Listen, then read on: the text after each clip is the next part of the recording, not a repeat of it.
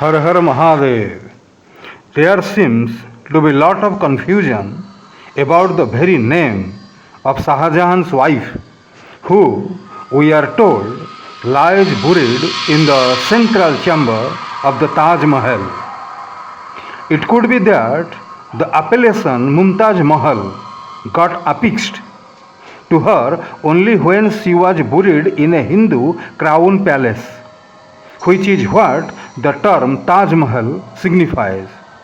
So it is not the building, as is commonly asserted, which derives its name from the woman.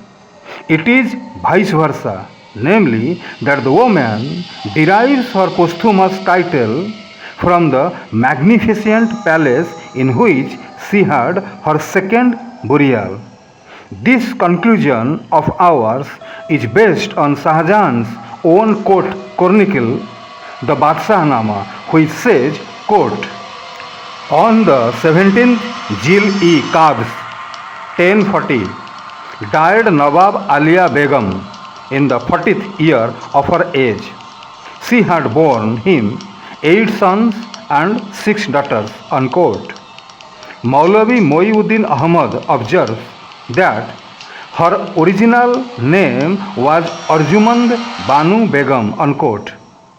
It would now be pertinent to inquire who this so-called Lady of the Taj was. What was her status in Shahjahan's household? What was her ancestry and how much was her worth in Shahjahan's eyes? Arjumand Banu was the granddaughter of Mirza Ghiyas Beg, the Prime Minister of Jahangir and one of his fathers-in-law. It needs to be pointed out here that this Ghiyas Beg was a mere waiter in the Persian court, raised to prime ministership in the Mughal court because his beautiful and influential daughter happened to become Jahangir's mistress. Thus, his granddaughter Mumtaz alias Arjumand Banu Begum was a commoner by birth. Arjumand Banu's father was Khwaja Abul Hasan, also known as Yamin ud Daula Asaf Khan, and mother Diwanji Begum, born in 1594 AD. Mumtaz was married to Shahjahan in 1612. She was therefore 18, while Shahjahan was 21 years of age at the time of their marriage. But she was not Shahjahan's first wife.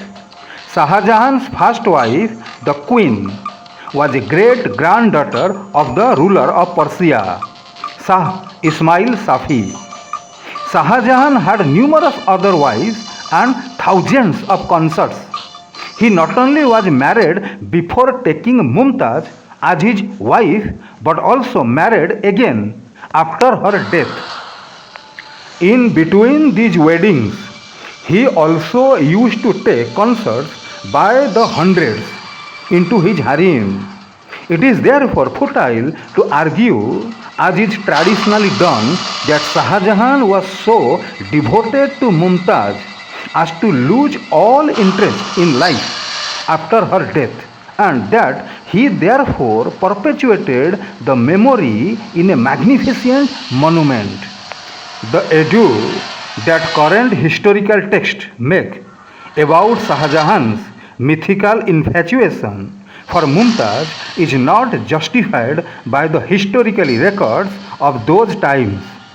Mumtaz was apparently so insignificant an inmate of a harem teeming with 5,000 females that no historian has bothered even to accurately mention the dates of her birth, death or burial at Burhanpur, in the Taj Garden or under the Taj Mahal dome. This is borne out by the following extract from the book, quote, Agra Historical and Descriptive, with an account of Akbar and his court and of the modern city Agra, unquote, written by Muhammad Latif alias Khan Bahadur, page number 115, that, quote, The building of the Taj was commenced in 1630 AD, or 1 year after the death of Mumtaz Mahal. The date of the completion of the building inscribed on the front gateway is 1057 or 1648 AD. It was thus taken 18 years to complete. The cost was 3 million sterling, unquote. So, this passage varies considerably in its details about Mumtaz and Taj Mahal from the accounts quoted heretofore. It implies that Mumtaz died in 1629 AD, while others say she died in 1630 or 1631 or 1632 AD. The figure of the cost too is altogether imaginary since it quotes no authority. Here I want to share my viewers a very important piece of information, that is, even Mumtaz's year of birth, like every other detail, seems to be fictitious. According to Mullah Abdul Hamid Lahori, Mumtaz Mahal was in her 40th year when she died. Since she died around 1630, she must have been born circa 1590, and yet in Maulavi Moiuddin's book, the date of Mumtaz's birth is stated to be 1594. Now please come back to the main issue. The author Muhammad Latif or Khan Bahadur is wrong in believing that 1057 AH means 1648 AD inscribed on the front gateway marks the completion of the Taj Mahal. It only implies, if at all, that the Quranic engraving on the Hindu palace was completed on that date. The surmise that the Taj Mahal took 18 years to build is apparently based on this date and is therefore wrong. The year 1630 AD believed to mark the commencement of the construction of the Taj Mahal is obviously mistaken because, for all one knows, Mumtaz may have been alive until 1632 AD, and then it should take at least a year or two to discuss plans, to make drawings, acquire land, order material, hire labor, and begin construction. This version too therefore proves how the whole Shah Jahan legend of the Taj Mahal is all bluff and bluster. This 18-year claim also conflicts with historian Travernier's claim that the Taj Mahal took 22 years to build. The traditional myth of Shah Jahan's disconsolate grief for Mumtaz is a typical instance of arguing backwards, which is fallacious. The myth arose from the belief that Shah Jahan was the builder of the grand tomb called the Taj Mahal. To prop up and sustain that falsehood, other myths were created. But the myths are mutually contradictory and inconsistent, as all falsehoods are bound to be. The myth sought to be pricked here is about Shah Jahan's special and exclusive attachment to Mumtaz, meant to justify raising an expensive monument in her memory. Had he been so attached, there would have been a mention about it in histories, but there is not a word about it anywhere. The only special romance, if any, mentioned in narratives of the Mughal court relates to Jahangir and his consort Nur Jahan. As regards Shah Jahan, tradition first starts from a false premise, namely that he built the Taj Mahal as a tomb. Then to explain it away, for example, justify the huge expense incurred on it and its beauty, it is presumed that he must have been greatly attached to her. This is what we mean by arguing backwards. During the 18 years of her married life, she bore 14 children, of whom 7 survived her. That means in no single year was she free from pregnancy, which shows Shah Jahan's utter disregard for his wife's health. So much so that Mumtaz died soon after her last delivery. She was then only 37 years old. Since she died at Burhanpur, her body was buried there. Had Shah Jahan really cared for her, he could have built a monument where his wife was first buried. 6 months later, the body was exhumed, which was a sacrilege and violation of the tenets of Islam, to be taken to Agra. As a matter of fact, if the Taj Mahal took 10 to 22 years or so to build according to traditional fiction, why was the body carried to Agra from the original place of burial within 6 months of the death? What was the hurry? Another interesting fact is that even in the precincts of the Taj, the body was again interred in a temporary grave for another 6 months. Thereafter, it was laid where it is supposed to lie now. These are very important facts which need to be carefully examined. Had the Taj been really built by Shah Jahan over a period of 10 to 22 years, employing 20,000 laborers, one can imagine the heaps of building material lying all around with the large laborer force wandering all over. In such circumstances, would it be possible to keep the body of a dead queen right there to be trodden over by an army of humble laborers in the dust and din of a huge project? In our view, the rational explanation is that soon after Mumtaz's death, she was buried in Burhanpur, the town in which she died. 6 months later, when Shah Jahan visualized the possibility of ousting Jai Singh from his resplendent hereditary palace using the death of his wife as a lever, he kept exerting his royal pressure on or browbeating Jai Singh out of his luxurious ancestral home. Since Jai Singh could not be so easily prevailed upon, Shah Jahan had the body of Mumtaz brought from Burhanpur to serve as a sort of an ultimatum. When the body itself was there as an handy asset for the emperor and the entire Muslim nobility to browbeat Jai Singh with, could he hold out any longer? He had to surrender his ancestral palace. Within a few months, its central octagonal throne chamber was dug up. 2 trenches were made in the basement and Mumtaz's exhumed body was interred in one. Above the basement, in the throne chamber, 2 cenotaphs were raised so as to be directly above the graves in the basement. The other trench in the basement was for Shah Jahan. The cenotaph above his trench could have been completed even with that of Mumtaz, because after Shah Jahan's death, he could easily be buried in the open trench in the basement without disturbing the cenotaph above.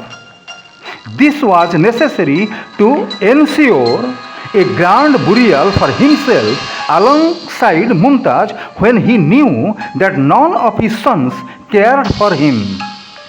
The cenotaphs had to be erected in the throne chamber above the basement list, while the royal bodies lay underneath.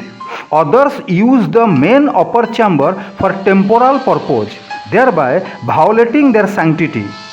Niccolao Manussi Venetian, in his account of Shah Jahan's court, to which he was a witness, says, quote, "There cannot be the least doubt that if the Portuguese had reached the court in the lifetime of Mumtaz, she would have ordered the whole of them to be cut into pieces after great torture.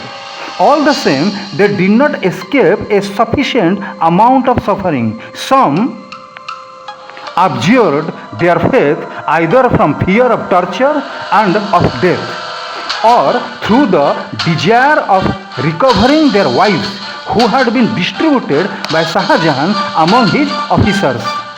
Others, the most beautiful among them, were kept for the royal palace. Unquote. Thus, neither by lineage nor by any endearing qualities, physical beauty, special attachment, and precedence of rank, did Arjumand Banu Begum alias Mumtaz qualify for the distinction of a unique sepulchre. Please remember that she was not the first wife nor a queen in her own right. Both Shah Jahan and Mumtaz were thus extremely harsh and wicked, and not the tender Romeo and Juliet type of a pair that the misled public is made to believe. In April 1974, when Dr. P.N. Oak negotiated with a photographer at Burhanpur for a photograph of Mumtaz's tomb there, the photographer inquired whether he wanted an exterior view of the building or of the grave inside.